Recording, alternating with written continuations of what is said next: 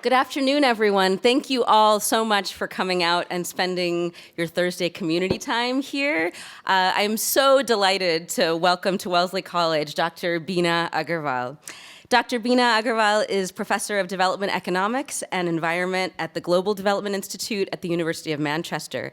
Dr. Agarwal's long and distinguished career centers on various aspects of rural economies, livelihoods, property rights, gender, poverty, and inequality. Her most famous book, and there are many, many others that are equally deserving, but her most famous book, called A Field of One's Own, made the stunning claim, backed by exhaustive research all over South Asia, that property rights were, for women, the single most important factor affecting their position and situation in their societies.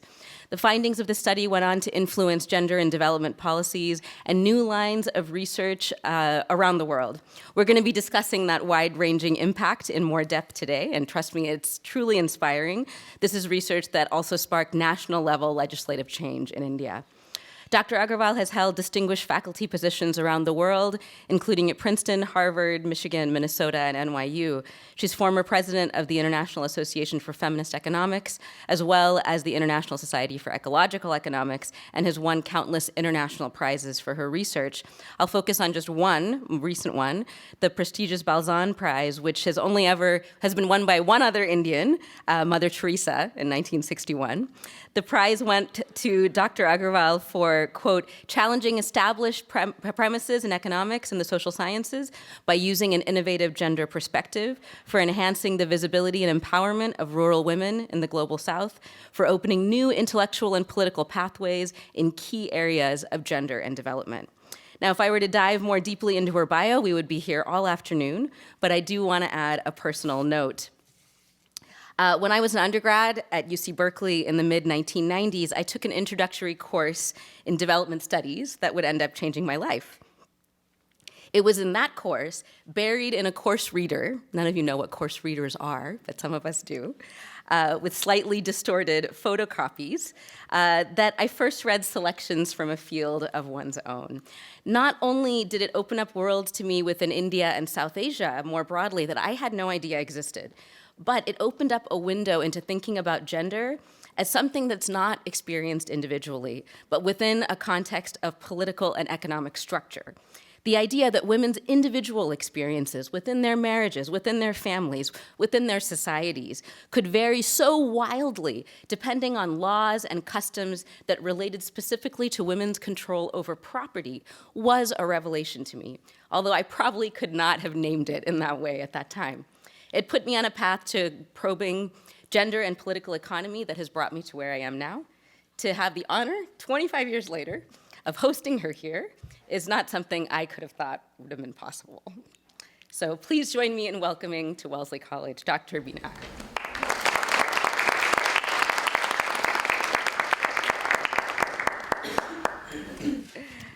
So I thought we could, so welcome again. We're so happy that you're here. Could you start by maybe telling us a little bit about how you got started in thinking about gender and property? So kind of which came first, gender or economics for you, and how did you decide to pursue them together? Thank you. Firstly, I'm really delighted to be here. Never been to Berkeley. My introduction to Berkeley was really the film Mona Lisa Smile. I was talking to her about Berkeley and, of course, Wellesley. And it's really amazing. I mean, we don't think of university campuses as being almost like small towns. And I'm sure you're enjoying it very much. So there's two different questions. Which came first, gender or economics? Is it somewhat different from gender and property? Because I came on to the question of property much later. I'd been working on other aspects of gender. So let me say this, that I was a feminist before I was ever took up anything relating to gender inequality as a discipline. Academically. And that was, I have my grandmother, my maternal grandmother, lived in a village in Rajasthan, which is northwest India. That's the desert part of the country. And So I visited that on occasional holidays, and they were pretty prosperous family. You know, they lived in this huge manor house with their own well and so on. But what struck me when I was fairly young is that there was a gender segregation of space. So even when I was 8 or 10, you know, there was to be the village Ramayana, which used to be held, and once it was winter, and I wanted to really go. These were held very late at night. And I persuaded my grandmother to allow me to go if I took two male cousins with me. And I did that, and I arrived there, and I was, about 12 years old. And there were only men there. Every single male eye turned and looked at me. They stopped looking at the stage.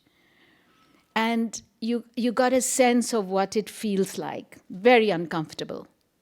Extremely uncomfortable. That was only one part of it. The other was there were marketplaces where obviously women couldn't go easily. Certainly not if you were a woman farmer, you couldn't go there. So you become conscious of these differences, which are quite subtle. And then you discover also that there are differences in the way girl children and boy children are treated. So for instance, in multiple families live, in extended families, you find that sometimes the little boys would be given extra fruit or extra milk, and the girls would not. Not because the family couldn't afford it, but the assumption was they don't need it. So, these things you absorb, and you think of them as unjust, as unfair. And why should I be treated like a little boy just because I'm coming from the city, whereas, in fact, girls are not treated the same. And then I remember a speech I gave. I went to a convent, an Irish convent, and we were supposed to speak on any subject. So I spoke on something relating to the right to vote and politics. And I ended up with a view, which I will not, of course, today agree with. But I said, when we get the right to vote, let's all decide we're going to vote for women. We were 15 years old, and I got a huge clap. Of course, today we know that gender is very complex, and you can have very right-wing women and very left-wing women, and you can have women in parliament who don't at all believe in questions of gender equality. In any case, what it showed was our enthusiasm and sensibility at that point in time. And so later, when I did economics in Delhi and in Cambridge, and then for my PhD, I did work in the Indian Punjab. And I discovered, it was work on agricultural mechanization and its impact on employment and output. And I discovered that in all the academic papers, women's labor was being counted as half or 3/4 of male labor when you aggregated the total labor used on a farm. And I thought this was very strange. Is there any evidence to show that women are less productive than men? And it was being done because women were paid less than men. And so what was a discriminatory practice in the labor market was converted into an academic mispractice in terms of conversion. And so in probing, an agricultural engineer in the Punjab Agricultural University came up to me and said, "Ma'am, I think you're interested in some of these questions." I did a little experiment with potato digging equipment, and I tested it on female labor and male labor. And I found that, and he gave me the results in a cyclostyle sheet. And female labor was 3 times as productive than male labor on every count. The amount of time taken for the same task and the amount of potatoes dug with a given period of time. So it justified my treating them as equivalent.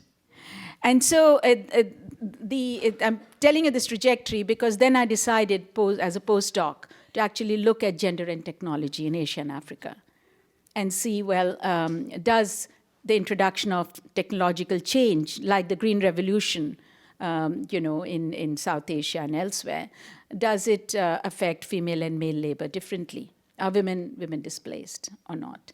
And I discovered in that context that who has access to technology, rural technology, whether it's irrigation or anything else, is really male farmers Why? Because they own the land. So there was a link between ownership of land and access to technology, to information on technology.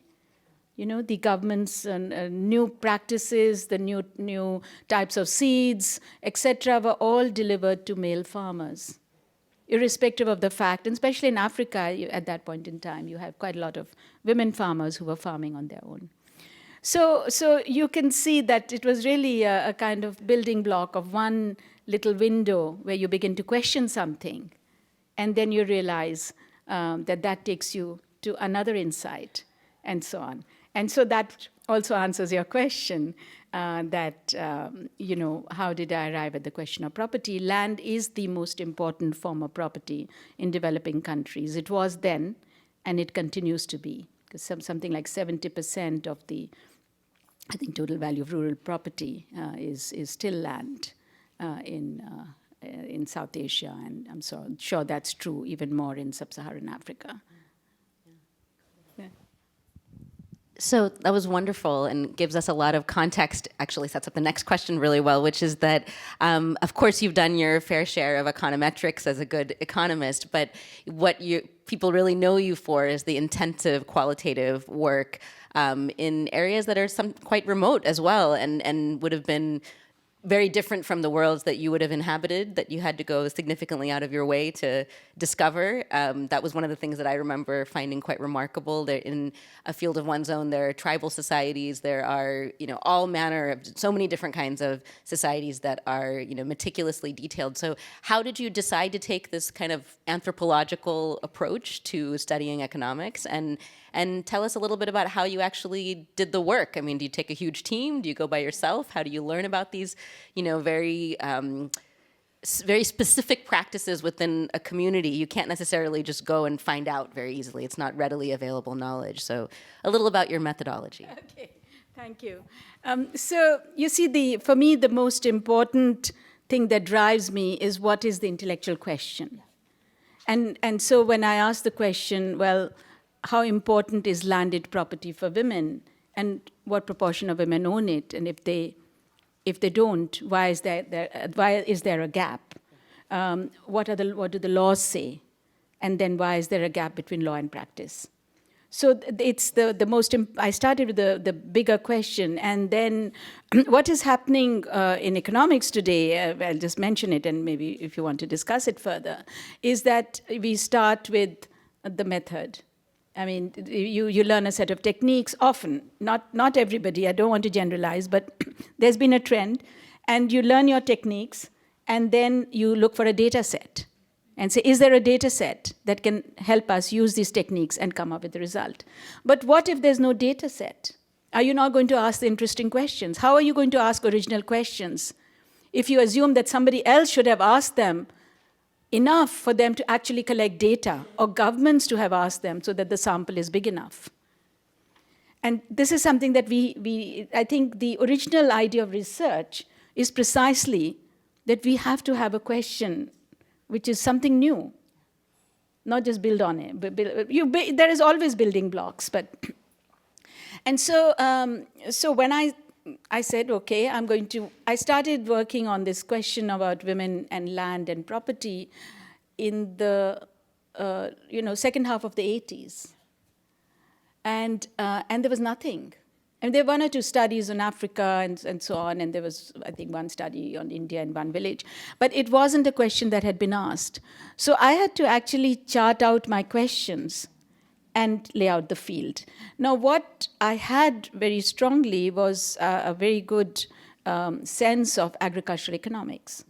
So I could, if you read A Field of One's Own, the first chapter really makes the case of why is it that you would want, why would you ask that it's not enough that a household has enough land? Why is it important for women to have her independent access to property and land? I think that's the key question. And that's the question I dissected. It wasn't so much, it was analytical. So the first 2 or 3 chapters really analytical rather than either qualitative or quantitative. And to also dissect, Esther Boserup's book. Do you know Esther Boserup's book? The women, and she makes, it's a very innovative argument of how is it that technological change, women do the hoe, and how technological change then affects questions of land and property. It doesn't go back so much into property. And so I showed that, in fact, it was state intervention which made a difference, that it was government which created enclaves of private property and not just the technology. The other was Engels. Are you familiar with Engels' private property, family and the state? Some of you? Okay. Well, the argument, it's the key argument that monogamy is essential because men have property, and how do they pass the property on to women? They have to make sure that their heirs are legitimate. So you have to have monogamy because those children should be yours. What women thought was never even asked. And I found ethnography which showed that this wasn't the case at all. In Sri Lanka, for instance, you didn't have to have go into the church or a temple to get married. The woman decided to live with a man and cook for him, and they were assumed to be married. And tomorrow they broke up. So property was legitimacy. All the children were legitimate. So the notion of legitimacy came up through that. So the second part of this interdisciplinary work was that, the economics, why it is important that women should have their own rights in land, and you make a case. And then you say, what are the practices and laws? You ask that question. Now, laws come in much later. Let's say, laws begin to change latter part of the 19th, 20th century. But much before that, there was legal practice. And in the Indian context, it goes back to the 11th, 12th century legal treatises, the Mitakshra and the Abhag systems, And so unless you know that, and that's where understanding, laws in tribal communities and so on. Now, my canvas was large. I decided to work not on one region of India or 2 regions or on India. I decided to work on 5 countries in South Asia. So it covered Pakistan, Bangladesh, Nepal, India, and Sri Lanka. I went to all these countries. I'd never been to them, just to find out, what is the work there? Is there any work? I talked to lawyers.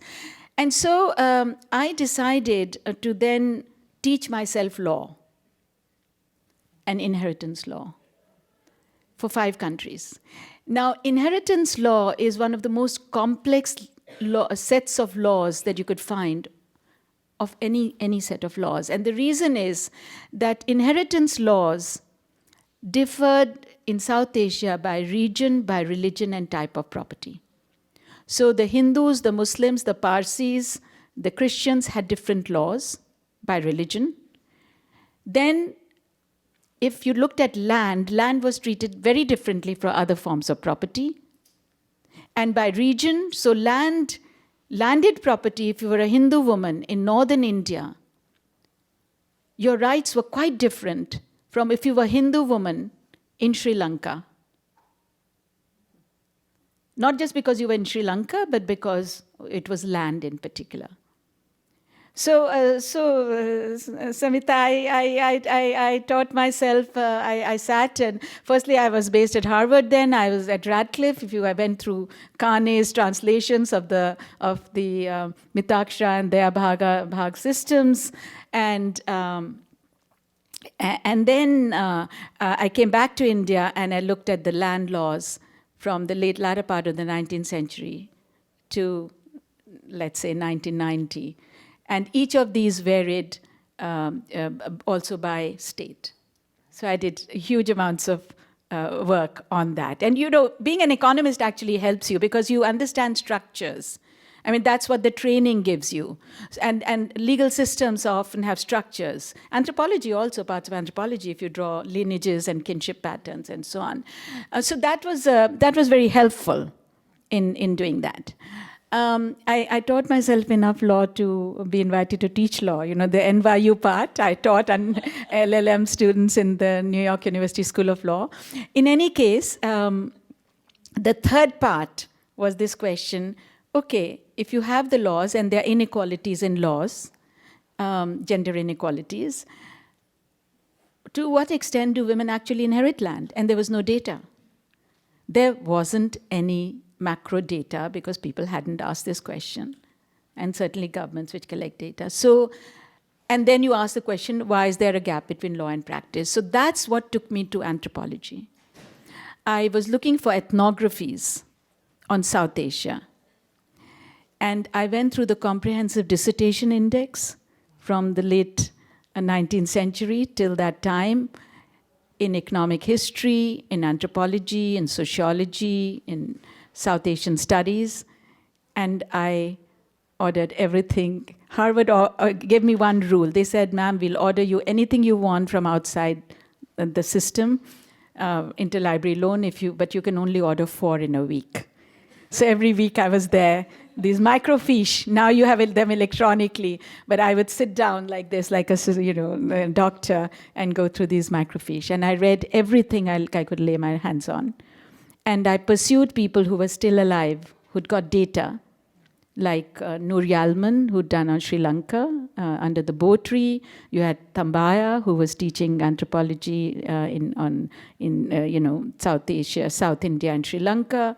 And I asked Gunasekere, who was in Princeton, look, could you look to your notes? And you haven't talked about this in your books, but could you please cull me out some of your evidence? So I've always gone the route, we must have where possible, have quantitative evidence. And you can find it in unusual places, little nuggets. So I mapped marriage patterns. How far is a woman married from her natal home? Does it affect property access? And if you look at Quillette studies, you'll find that they'll say in this community, and this community, and this community, on average, so many women were married 3 kilometers, 4 kilometers, 5 kilometers. So in a field of one's own, if you look at the appendices, all this evidence is there. You can use that. And that I used for mapping physically on the thing. So what I'm saying is that, so there are 2 lessons really. One is that ask unusual questions, or ask the questions you really want to, and pursue the evidence, and without limiting yourself to your discipline. Secondly, teach yourself other disciplines to the extent that it's possible. And thirdly, that look at, see if your trajectory is clear, you can actually understand where that evidence is leading as well. So one has to really respect knowledge systems across all disciplines, I strongly believe. So, thank you.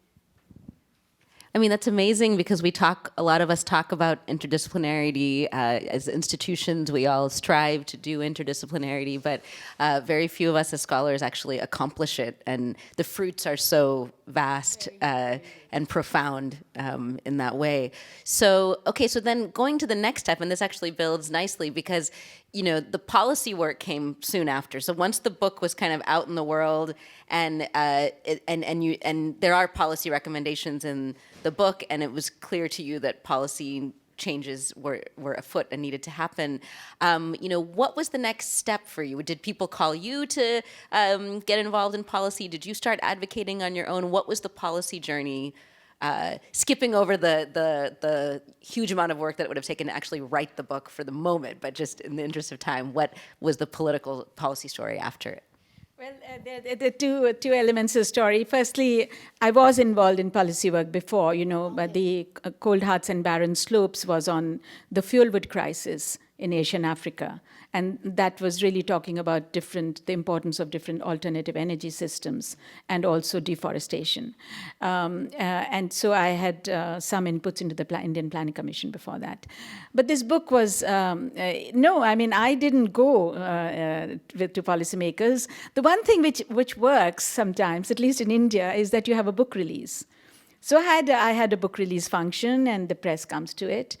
But somehow it was the right idea at the right time. And within a month, every newspaper, major newspaper, had carried reviews, talked about the book, and longer ones in India Today and places like that. And it was around 1995. I had a South Asia edition. In 1995, the Madhya Pradesh government was framing a new policy on women. It was the first one of any state. And some of the activists had read it, and they were involved in that. So they just cited 3 pages of verbatim. They just took it and said, this is extremely important. This is women and property. And one of the best compliments I got, I mean, there were multiple forums in which then I was invited to speak, was from the women's movement in India. And they stood up and said, Bina, you've written a book for us. And I thought that was really so heartwarming. And then the policymakers, they read the first chapter, the economics, first 1 or 2 chapters, and they said, you pointed out a major policy gap. So you've written a book for us. And then people said, you know, it's such a simple idea. Why hadn't we thought about it? It is, in a sense, a simple idea, you know. Yet even today, we're only focusing on employment. But particularly, we're still not focusing enough on this, which is a question which we should discuss as to why it is the case. But subsequent to that, you know, this makes a big difference, how the media carries it. I was interviewed on Breakfast News by somebody who was then, Jairam Ramesh, who was then doing Breakfast News. And he's a Rajya Sabha member. He's a big minister in the, later environment minister in the Congress government. So one was this sense that this is a new idea. You know, we've heard a lot about women in development, but, you know, this is something different. And I think there's a general interest in property, whether out of anxiety or otherwise. Men and women are interested in property, and men are very interested in questions of property. You know, I've been in gatherings which are mixed gatherings, and the women are clustered on one side. Somebody says, Bina's worked on property, they'll all want to talk to you. No, I mean, it's a strange phenomenon that, you know, it's something that really hits you. You may be anxious. You don't want to give your property only to daughters, but nevertheless, it's something that affects you. And then the UN, we did several panels at the Beijing conference. And one of them was on this. And I invited people for that panel, somebody from Latin America, Carmen Diana Deer, and then somebody from Africa. And, you know, it was in one of those tents. We had so many people. There was as much of a crowd outside the tent as inside it. So clearly, it was something that interested people. And then Carmen, she'd worked a lot from Berkeley. Alain de Janvray and Carmen Diana Deer, they wrote the work on land. And I suggested, Carmen, you must do something on Latin America. So she did. And so it's led to people then talking about the links between property and other matters. Does it impact on women's well-being? Other empirical evidence from survey data which come up. And then it's got into the, because I was also invited by South Africa, Bangladesh, Nepal, MPs in Nepal. In South Africa, it was quite touching and amazing. They held in, I think it was 1997, they held the first the conference in which they invited all the NGOs across South Africa to come for a 3-day meeting and talk about gender and land. They'd done a lot of work on land, but not on gender and land. People came from Zimbabwe. And somewhere, as I said, it had touched a deep need, a chord. And the left parties, some of the people said, well, we can now approach land reform from a completely new perspective. It was gone out of the window and we can bring it back. So there are multiple channels, like, the streams which quietly underground, and now we have it in the UN Sustainable Development Goals.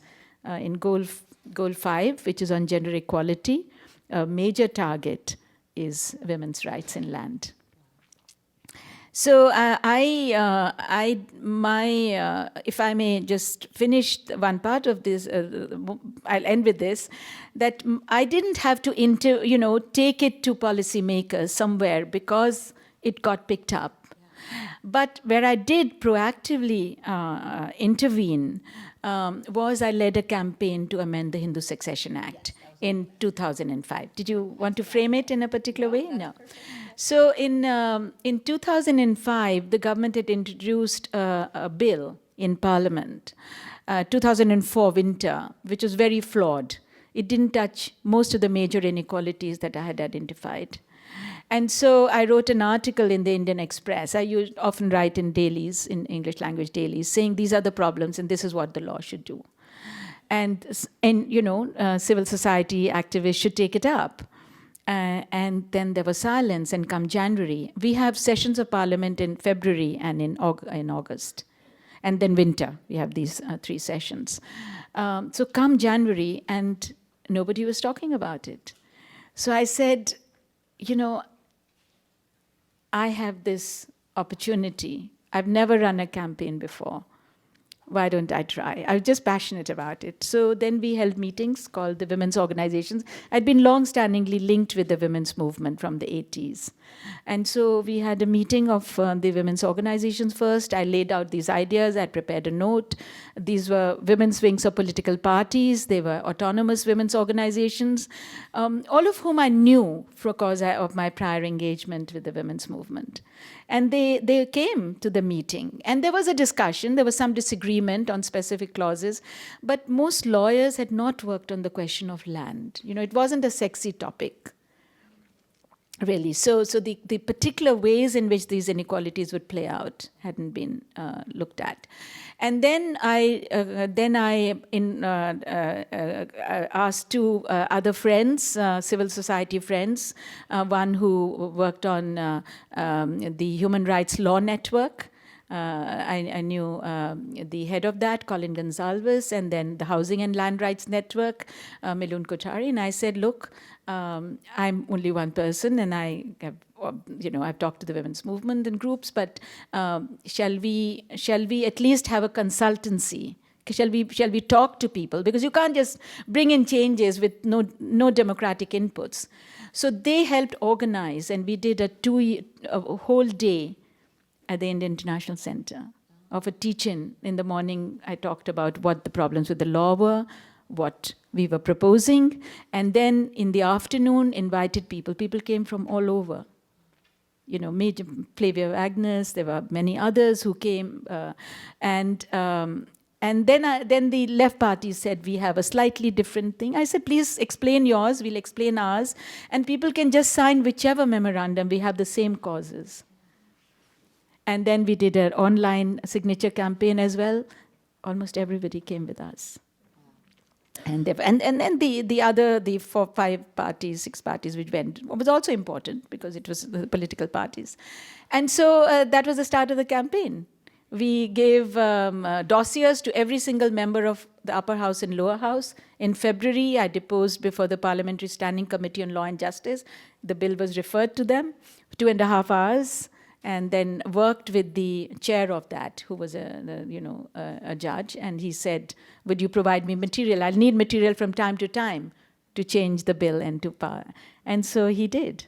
And then in August, in that period, that long period between February and August, I made hundreds of phone calls. I met all kinds of people. You just have to, as women, I learned that, you feel passionate, you pick up the phone. I called up Margaret Alva's office and I said, I'd like to meet her. And who are you? I'm such and such. I just need 15 minutes of her time. And I went and saw her. So, a lot of people will meet you. Because you don't have any, you're not asking for anything for yourself. You're no political, there's a political agenda, but it's a reform agenda. And so in August, end of August, it's a long story, but anyway, end of August, they had reintroduced a very reformed bill, which was they were gender equal on land, on other property. And on the last day of the parliamentary session, I think the Congress had decided they were not going to debate it, because if you don't debate it a lot, then there's less objections come in, and they passed it. The other thing I learned was stay away from the press. Because if people don't know what's happening, they can't object to it. And so I did give an interview to the Indian Express, and I made her promise, if it doesn't pass in the monsoon session of Parliament, the August session, please don't publish the interview. And she gave me her word. So when it got passed, and I was in Tunisia speaking at the International Economic Association meetings, I get a call in the middle of the night, and I say, and the journalist says, "Ma'am, it's been passed, shall I publish it now?" So anyway, this is a long story short. This is the one thing, that in all the slogging I did for learning the inheritance laws, it paid off, because this won't go back. It's you can't reverse this law. So. I think we all need to hear a story about democracy actually working right now. So it's really inspiring. Could you say a little bit more about, this is getting off the track of this main work. How are we? We're okay on time. Yeah, we're fine. One of the main, you mentioned along the way about your work with the women's movement, and I'd love to hear a little bit more. I know this is departing a little bit from your academic trajectory, but you'd said you'd had previous involvement, and that, then when you had a particular issue that you wanted to push, you already had those connections. And I think for many of us, that's the thing, is that, being involved in civil discourse and society, it's all gone online now, but how do you keep those, what do those engagements actually look like? Because you actually need those engagements in order to be able to activate them when you have something important to say. Thank you. It's interesting when I reflect on it. Firstly, I was involved in the women's movement, not on the kinds of issues that I was actually academically working on. This was the early 80s, and it was very vibrant. And one was the striking features of the women's movement in India was that there was what I then wrote a piece calling it strategic solidarity. I mean, not sisterly solidarity, but strategic solidarity. So you had left wing and right wing and all the parties and women coming together. It was the anti-dowry movement. In 1979, there was a huge outcry because of the number of young women who died very soon after marriage because of demands of dowry. And one of the activists had named this as dowry murders. So violence against women of that kind had become a major issue in the women's movement. So in the early 80s, people got together and said we should have, it was called Dahej Virodhi Chetna Manch, that is really against dowry, a wake-up call. And everybody got together. So we were involved in that, and then along with another colleague, I worked on a campaign on the way women are portrayed in the media, very, very, very negatively against. I know there's complex views on pornography, and feminists have different views, but certainly the kinds of pornography, the films that were being shown, we objected to in the way women were portrayed. And so I'd been involved in all of these. Wearing two hats, really, and I often just you can imagine. I was by then I was a associate professor at the Delhi University, and these meetings would be held at the other end of town, like 30 kilometers. So I would finish the day and drive and rush to the meetings and so on. So it was quite hectic, but it built up these alliances of trust. That we can have differences, but on certain things we stand together and we can come together. It's very different from the environment today, but at that point it wasn't so polarized. And so that created, if you like, social capital. That I could phone people up. And there had been times when people had asked for academic inputs, and I said, do we have to cite you? I said, no, you can just use the ideas, it's fine. And so when the Hindu Succession Act campaign was taking place, I talked to some of the women's wing of the left parties. I said, look, we are just individuals. You guys are the big guys. Please come to the meeting. And share with us what you think and what your differences are or not. That was one part. The second is, very interestingly, I learned this entirely by chance. The amount of social capital that had built up after the publication of A Field of One's Own. When I worked on my next book, Gender and Green Governance, before that I traveled for 6 months across India and Nepal in 98, 99. And people would just host me. NGOs say, we've read A Field of One's Own, and please come and we'll put you up and we'll send somebody to translate, because India has 22 languages. So interestingly, that actually built me social capital as well, and trust. Yes. So people were able to open their homes. Not so much homes, but organizations. These were organizations who weren't working on land or gender, or they were working on environmental questions. But for some reason, this book, even the person, my local petrol station, the person who puts in the petrol had come to me and said, "Madam, you've written a book." And it was A Field of One's Own. So. That's amazing. So that's wonderful. Maybe now we could turn to, later on at some point, environmentalism came into the work. It's been there now for, I know, over a decade. Maybe you could, talk about that journey into environmentalism, and was that always there as well alongside the feminism, or was it added to, or, tell us a little bit about, kind of the newer research after that. Like my feminism, my environmentalism goes back to childhood. The earliest story, if you read the book Gender and Green Governance, I tell that story. I was 11 years old, and we were living in this bungalow in Delhi, and we had a back garden, and there was a wall, and across was somebody else's garden, and there was a mango tree there, and they were chopping away. So I came there, and I looked at that, and I stood there. And I said, "You can't cut down that tree." I stood like this. And I said, "You can't cut down the tree." So they looked down and said, "But we're only lopping." No, I said, "But you can't. There is a law in Delhi that you need permission to lop or cut trees." And I wasn't going to go anywhere. And it was like Greta, you stand there, and for some reason, they didn't dismiss me. They were so disquieted, they came down and they didn't cut off the tree. So anyway, I also planted one in addition to that in the same garden.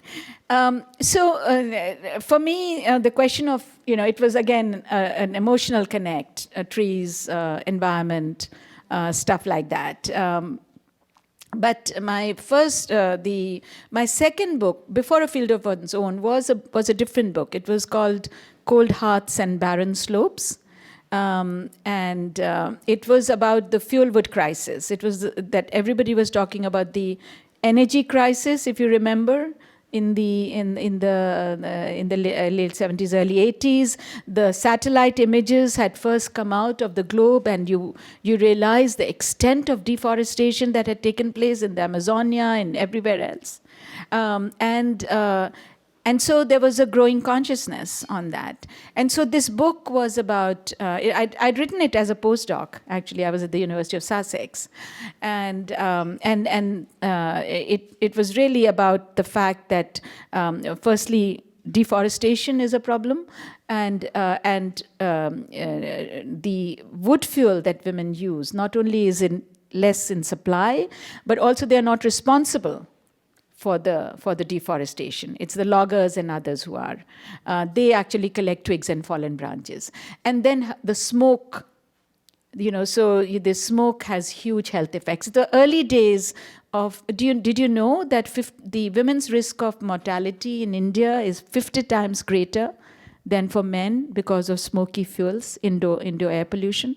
It's experiments done by Kirk Smith, who used to be at Berkeley, by the way, and in Gujarat. So the early results of that were coming out of that. So this book made one very straightforward argument. It said, if you want to promote forestry, or if you want to promote technology like wood burning stoves, improve wood burning stoves, you have to involve communities. So it was a message that you would understand as a political scientist, that participatory approaches to technology, adaptation, and diffusion are absolutely key if you want people to adopt them. That was the basic message. And so it was on environment, but it was also about participatory planning and involving people's voices, really. And then so the gender and green governance came after that. So in that I had supported this, I had argued this. So after a field of one's own, I said, well, let me see, are people doing it now?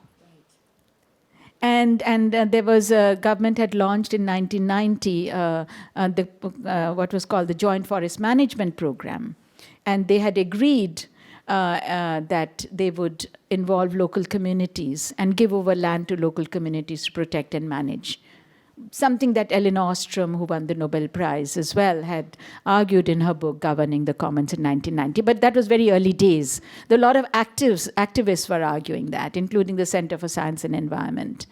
And so I traveled. I said, what's the best way to understand what's happening? As part of my methodology question. I said, unless you go into the field and find out what's happening, how will you know? So I did. I traveled across India and parts of Nepal, and I found two things. Firstly, everywhere forests were improving, where communities were involved, and that women were being excluded. And they were complaining all the time that we are being excluded. We have no say because they close off the forest, and where will we get the firewood? Because we don't have alternative fuels.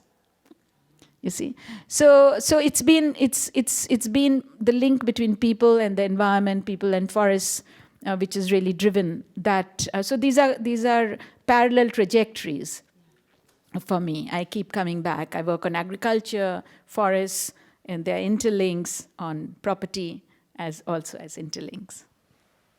Does that? Yes, absolutely. And what seems to keep on coming up is also that the focus on who's left out, right? So whenever whoever that might be, sort of thinking about these larger structural issues, but never taking them at face value and searching for the exclusions that are hidden in plain sight, right? That are right there.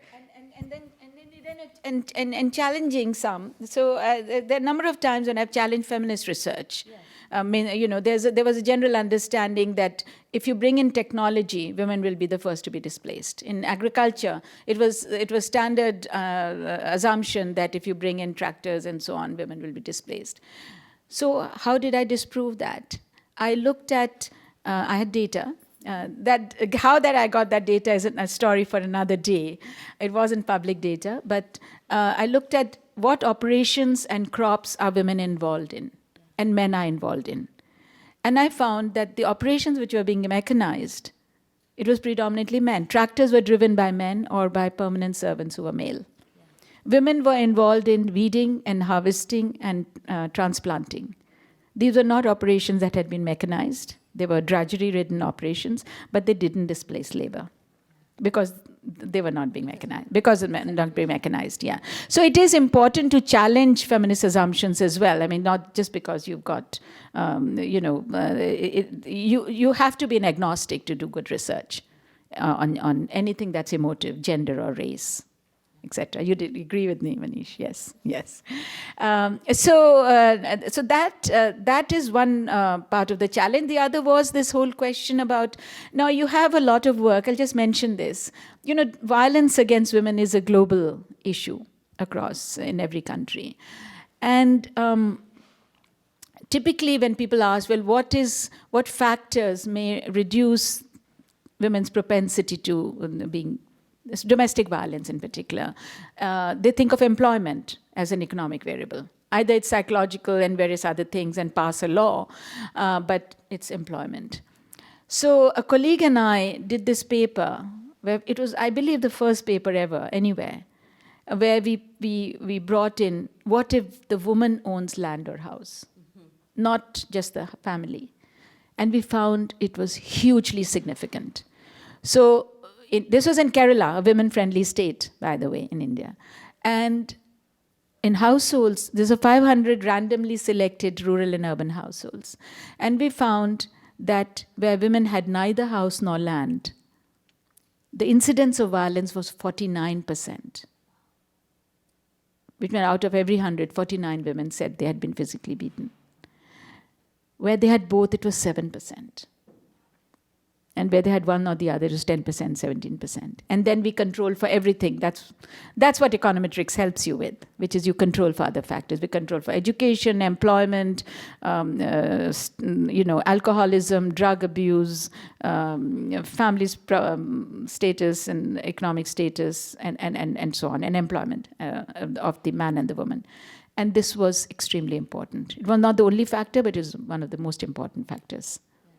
So again, you have to go against the grain by looking for variables which are not the standard ones. There is a general understanding that men beat their wives after alcohol. We found that alcohol, after controlling for other things, was actually not significant. So I guess before we turn to, I want to make sure that we have questions from the audience. Just to kind of close our comments, I'd love to know, this is, again, departing a little bit, on a day-to-day basis, I mean, clearly your research agenda, your work in the world sustains you. Are there other things that sustain you, that keep you going? Because this is long, hard work that you've chosen, and what are the things that give you joy? Is your work enough? Are there other things that sustain you? And maybe you could share with us a little bit about that. Well, of course, work is not enough. We all know that. But apart from absolutely friends and family, but there are other interests of mine. I came to economics by chance. I did physics, chemistry, and math in school, and English literature and language.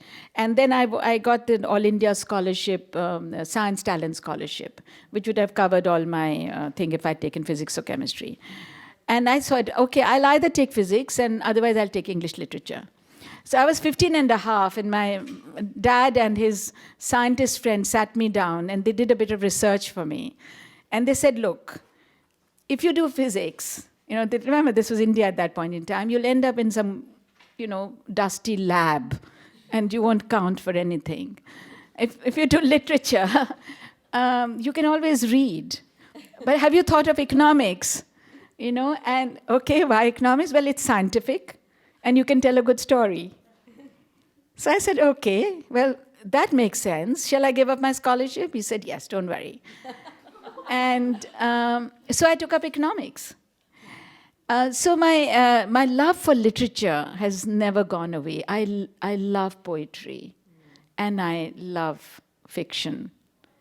And so, and occasionally I write a poem, and that really gives me great joy. And of course, nature, music, nature, going for walks. Yeah. Can you speak about the Sita? The Sita poem. Yeah, okay. Well, actually, my first book was a book of poems when I was doing my doctoral thesis. It was soon after, which Writers' Workshop published. It was called Monsoon Poems. However, this poem, there's a poem called Sitas Speak. And Sita is a central character in the Ramayana, which is a big epic. Ramayana and Mahabharata are the two epics. So I trace patriarchy in the Ramayana, in Sita Speak. And I talk about how she's been let down at different levels, from her father to her by her husband, to her brother-in-law, to her by her sons, and so on. And it was published, it was part of two poems, it were two different poems. And in this one, it was published in the Indian Express, which is an English language daily.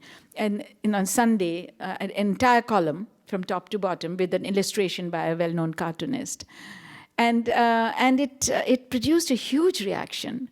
It produced a huge negative reaction from the men. They said, who is this person? Let Ram speak. Why can't Ram speak? Sita's speaking. Women are always speaking. And so on and so forth. And I had a very different reaction from the women. So the women loved it. And I didn't realize how extensively, because it was translated in Bangladesh into Bangla, and it was translated in Sinhala in Sri Lanka, and it was made into a skit and a radio program in India, a radio program abroad. And I was telling you that just a few months ago, a woman doctor in the border security force wrote to me saying, I'd read this your Sita Speak in my high school. And I've now had the courage to write to you, so so can we meet? So this is, poetry. I think poetry can be really can be quite a powerful communicator. But a lot of people know that there's a poem called Sita Speak. They don't necessarily know I've written it, but that's okay with me, because it's gone out into the world, and it remains there somewhere. That's so beautiful. Thank you so much. The last lines. The last stanza is, Sita was a very gifted, very powerful woman. She had to therefore marry somebody who was more powerful than her. And so when her marriage time came, all the suitors gathered, and there was a magic bow, which people couldn't easily lift. So the challenge was, if you could lift the magic bow, that is the person Sita will marry, because she should be at least equivalent. He should be equivalent to her, worthy of her. So the last lines are, Sita, speak, you who could lift the magic bow in play with one hand, who could command the earth with a word, how did they silence you? Anyway, this is, the Sita story. So this is in the Tulsi Ramayana. Because in the, no, not in the Tulsi, in the Valmiki Ramayana. There it is said that she could lift, as a child, she could lift this bow. So she was able to lift it herself, which is why her groom had to be able. So I did some research for this. Yes. Saying, if you who could lift the magic bow in play with one hand, who could command the earth with a word, how did they silence me? So I'd love to open it up for questions for Dr. Agarwal. Don't be shy. So it can be, yes. What did you read as an undergraduate that you might recommend to us? Well, the most powerful book, if I may say, that I read was really Marx's Capital One. I had a very bad cold, and I was 19 years old, and I picked it up, and I couldn't put it down.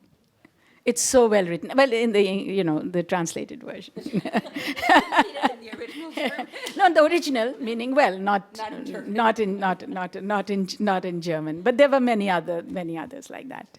Oh yes, and also I read a lot of Jung, Carl Jung. Questions?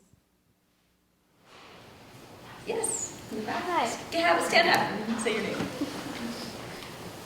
Hi. Hi. I was wondering, or like you mentioned before. Could you say your name and which subject you work in?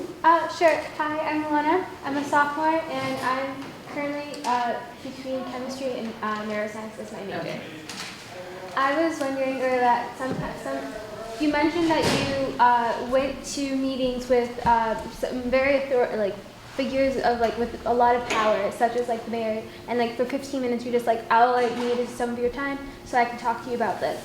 I was wondering what drew you, or what gave you the courage to go and do that? What were your first few steps or what was the motivation behind your first few steps? Oh, this was during the campaign? Yeah, during the campaign. What gave you the courage to go and make those phone calls? Well, I thought those phone calls were needed. They were strategic. And the worst that could happen is they refused to see me. Yeah. So I don't think anybody did refuse. Wow. Except the law minister at that point in time, because he didn't he had some problems with one of my civil society partners, the Human Rights Law Network. After the law was passed, they got in touch with me saying, could I come and see him for 1 hour. So I just felt that, okay, at the most they'll say they don't have the time, but that's okay. You have to be prepared for that. Hi, I'm Neha. I'm a sociology major. So your work obviously has translated into real results, real policy recommendations, real engagement with the community that you study, very tangible things that can get in your research. Should we use this? Oh, sure. I think that's maybe they can come here and... You can pass around. Okay. Yeah, so I was just wondering, your work that we heard a lot about has obviously translated into so many real, tangible benefits for the communities that you chose to study and you chose to engage in, like policy recommendations to policy that got passed, etc. One of the things that I'm currently thinking a lot about as like an undergrad who might want to, I don't know, like pursue like a graduate degree in the future is oftentimes, like, we study so many things in the classroom and we have so many big ideas, but it can feel so detached from the communities that we're actually aiming to better because we're like in this high like glass tower, like looking down on the, not looking down, but we have this sense of detachment from the people that we want to impact and like lives that we want to make better. So I guess this is a broad question, but like, how do you circumvent that, like in your experience, and how do you actually engage with the communities that you're studying and like actually make their trajectories better, if that makes sense? Yeah.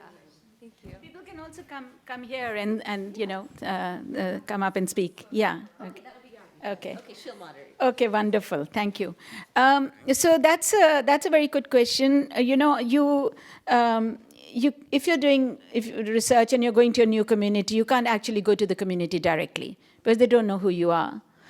So usually you go through a civil society organization that's working with the community. And they would also be able to then filter, because interventions can have impact, and sometimes they can have negative impact. So I am not in a position to judge whether what I suggest, how do I monitor that. So if I go through them, I have a workshop, I always give feedback on my results to NGOs and local communities and discuss with them. And sometimes we can have a discussion directly with the community in their presence so that they can take the conversation forward.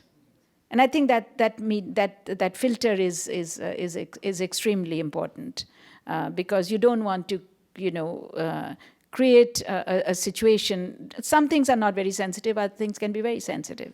So you don't want to create a situation where it could do harm to anybody. So that's very helpful. Yes. Yes. Thank you. My name is Sophia, and I'm an international student from Mexico, so thank you for speaking a little bit about Latin America. I'm looking forward to read more about this, but I'm studying economics, and you touched upon how your work in your book has influenced policy and laws, and how will you say that the suggestions and the changes in laws that have happened, like the fact that it's written in policy and it's law versus implementation of it, in your work, how have you managed this, that sometimes the laws are not implemented, so the benefits are not, as tangible as they could be? Yeah, okay. Yeah, so a legal change is only a start. And it's a very important start because it gives you a vision of how you want society to be. But there are two sorts of laws one can think about which could benefit women or the poor and so on. One is those which are more policy related. The others are those, and inheritance laws of that kind, of the second kind, where it depends on others. So families decide who will inherit what.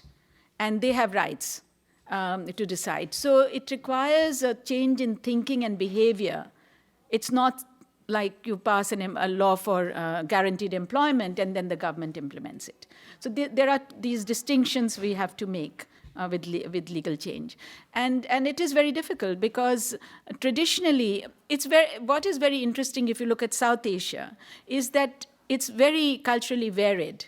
So northern India, Pakistan, Bangladesh, if you like, is a more conservative belt, and southern India, Sri Lanka are much more open in many ways to women. And this goes back historically. One important factor is that in southern India and Sri Lanka, for instance, and also parts of northeast India, women could marry within the same village, and they could marry cross cousins.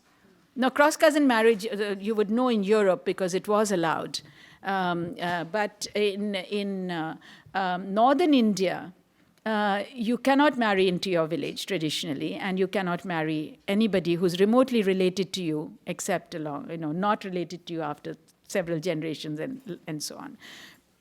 So that means that any land that you inherit, passes will be lost to the family.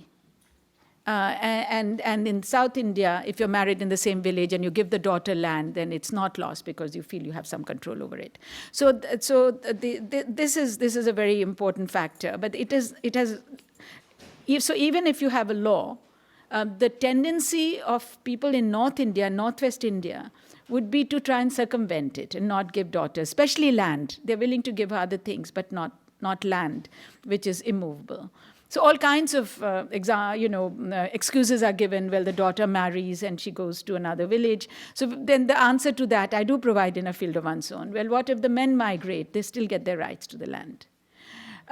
So changing the law and following it up, it's not something that simply can be a simple issue of policy. What policy can do is the following. It increases awareness about the law. A lot of people don't know about the law. And it can have programs on that. It can provide legal aid. Now, technically, you do have legal aid and free aid and so on, but it's not very easy for women to access that. And so a question I keep asking is, well, which women in India own land? What proportion of women in India own land? And I've been arguing for all these years, since 1994, that we must have our data. We have agricultural censuses, national sample survey, which collect data on land. They collect it for the men, the household, and they don't collect it for intra-household, looking at the women. So we still can't answer that question comprehensively. But very recently, just very recently completed some work. And I would say, and I was very, very surprised that only 14% across 7 states of women own land, owning only 11% of the land. And so there is a big gap between law and practice. And I think we really have a long way to go. So. Hi, my name is Nina. I'm a junior. I'm an economics major. Could you, I'm sure there are many, many differences between Hindu situations for a Hindu woman versus a Muslim woman. You talk a little bit about it in earlier conversations with us.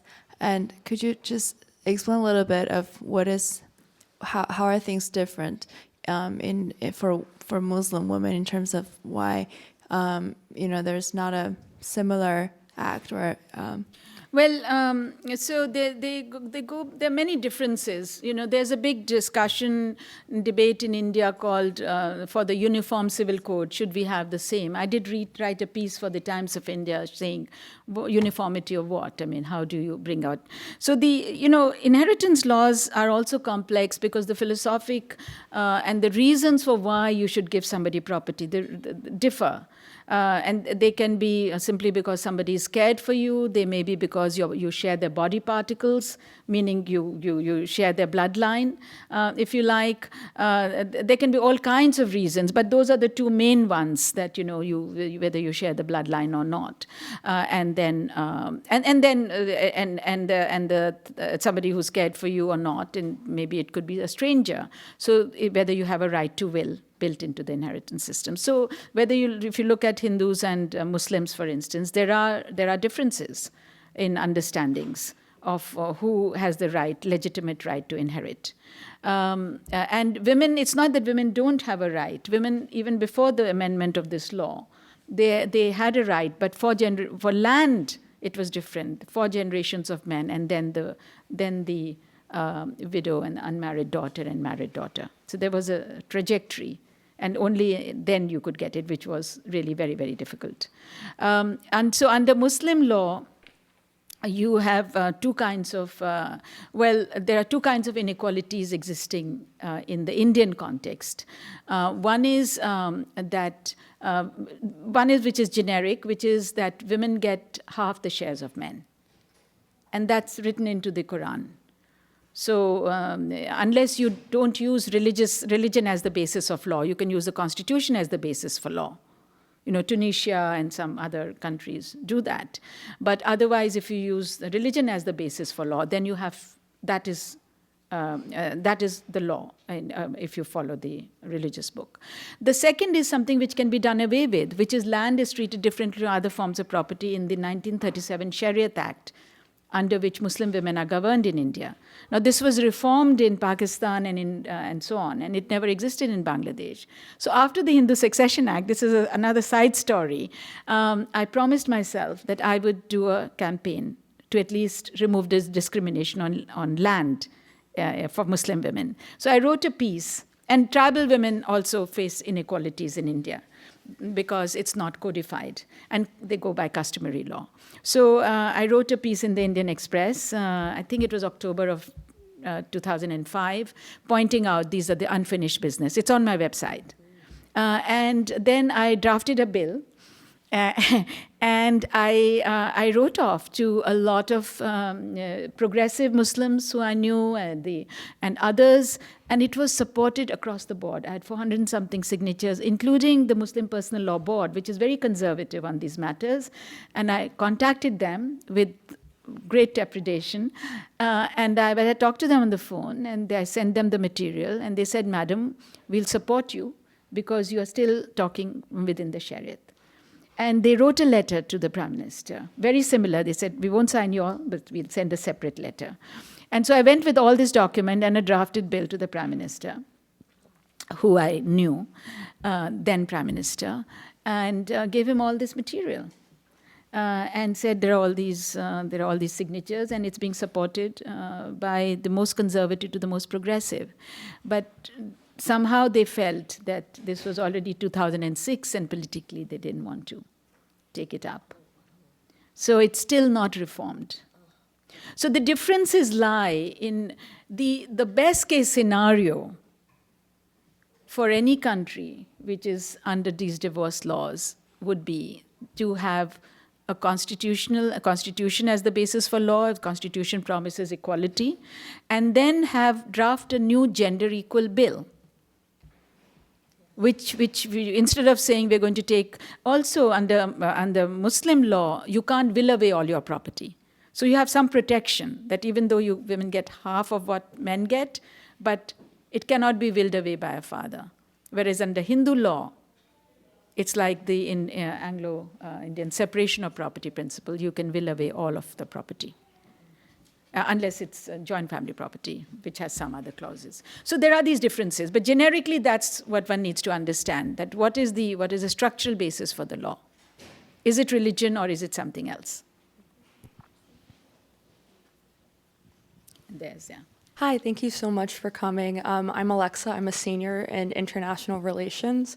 So you discuss a lot of the importance of working with local communities, but then you've also discussed your involvement in international organizations and with the UN, with the SDGs. And I was just wondering, how do you work with that, with organizations that work so broadly, but then the importance of working with very specific situations? Because for me, in a lot of my classes, we discuss how there are pieces that don't fit well together. So how do you, should it work differently? What are your thoughts about that? So, one is that everything written by committees is a compromise. So, the UN, what works in the UN, different people come together. The Sustainable Development Goals were much more participative of bringing civil society and others than the Millennium Development Goals. And so in that sense, you have quite many radical suggestions in them. But the actual work of implementing those really has to be done in your own countries, in your own communities. So you can it's like pushing for legal change. You push for comprehensive legal change, or you push for comprehensive policies. But for the implementation part of it, it has to be much more intensive work locally. And it can be at the micro level, the meso level, and the national level, and so on. So you can see at different levels what works. And I think if you have an input within your own country into policy, then that's then you can see it, you can push for it to be implemented as well, much more than you can do in the United Nations. So for instance, there was a small group of us I think it was the 11th five-year plan, And we made several recommendations on questions of land, but one recommendation we made was every single rural family who doesn't own any homestead land, somewhere to build your own hut and house, should be given 10 cents in the woman's name. And then it was repeated in the 12th plan. And it was such a straightforward, simple recommendation at one level to understand. There was no ambiguity. 10 cents. They don't know that cents is. I said, 100 makes an acre. So 10 cents is 1/10th of that. And so it started getting implemented by states. They didn't necessarily give 10 cents. People didn't have it. Maybe they gave less.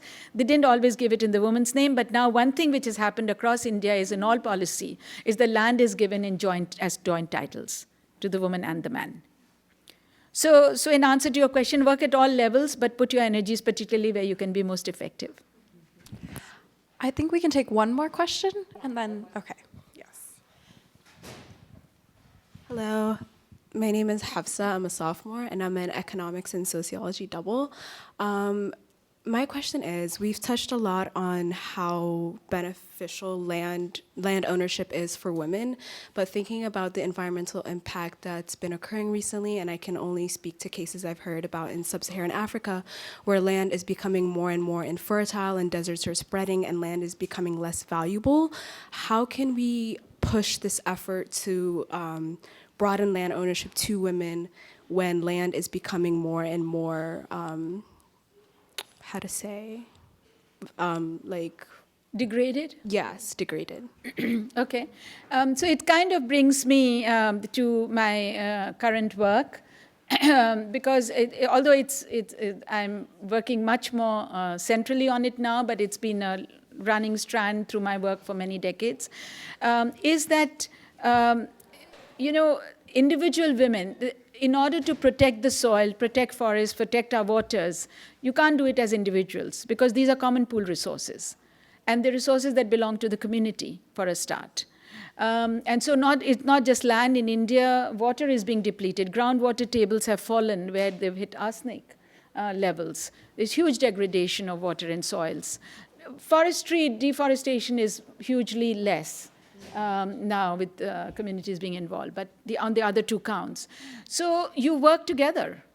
You pull land together. And one of my arguments is that land across ownership of land, did you know that 86% of farmers across 111 countries own less than 2 hectares of land?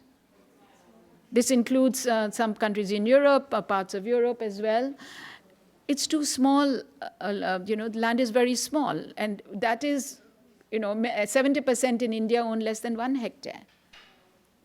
So you can't find answers to this, even in terms of productivity, even if you had all the inputs, is that you have to pool your resources. And so I would say, especially in the context of sub-Saharan Africa, is that how about you might cultivate individually or you own individually, but you pool together in order to reclaim the land and prevent its degradation. Now, all of that is a community effort. And I think women are very good in building communities. My current work, most recent work, been publishing over the last 2 years, is on group farming, which is really that what if you pooled your land together and labor together and cultivated jointly? Now, this was seen as a socialist collectivization and top-down and so on, so people revolt against it. But this is not that kind of example. These are examples of bottom-up, voluntarily people forming groups and cultivating together. So I said, okay, I conceptualized this, I wrote about it, and I said, let me look for empirical examples. And I've started and found 2 examples in India and Andhra and Kerala. And I asked economists question, well, if we compare group farms, and these are all women farms, with family farms, individual family farms, which are predominantly male-managed, how different are they in terms of productivity and profits? And I collected my own most painful data set, 770 farms in Andhra, 260 in Kerala, and for weekly data for every input and output for every crop in every plot over an entire year. So it's a huge data set. And 1 year of collection, 1 year of cleaning up, and then you get maybe 2 papers out of it. Anyway, in any case, and guess what I found in the case of Kerala? Found that the group farms, the annual value of output was 1.8 times that of individual family farms. And their profits were 5 times higher. They saved on labor, they could enter into contracts and build trust with communities who were willing to give them contracts for high-value crops like bananas and so on and so forth. And they could reclaim land also in many instances. So so although I do qualitative work, I think you have to do quantitative work in order to convince people. Because policymakers want a win-win situation. They want people to say, yes, we are interested in empowering women, but tell us about the productivity. Yes. And on that note, thank you so much. Thank you. Many thanks to all of you for coming. And Dr. Agarwal, thank you so much for inspiring all of us, helping us think about sociality, I would say, more broadly, and the economy in such broad and inspiring terms. So really appreciate it. Have a wonderful afternoon, everyone. If you want to stick around, we'll be here for a little while. Say hello to Dr. Agarwal. You're more than welcome. And Kelly's going to be having a conversation now.